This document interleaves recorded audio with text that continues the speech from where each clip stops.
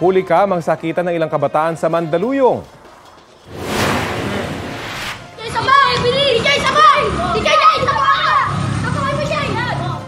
Dalawang babaeng minor de edad ang sangkot sa sakitang yan sa isang kalsada sa Barangay Addition Hills. Natigil lang ang away nang makialam ang mga motoristang dumaraan. Sa hiwalay na insidente, nauwi naman sa Rambol ang umunoy pangungursunada ng ilang kabataan sa mga estudyanteng lumalabas mula sa paaralan. Kita pa ang pagsugod at panununtok ng ilang minor de edad sa isang estudyante. Agad na tumakas ang mga sangkot. Dahil sa mga ganyang insidente, mas pinaigting na ng barangay ang panguhuli sa mga minor de edad na lalabag sa curfew. Mananagot din ang mga magulang ng mga mahuhuli. Kapuso, alamin ang maiinit na balita. Bisitahin at mag-subscribe sa GMA Integrated News sa YouTube.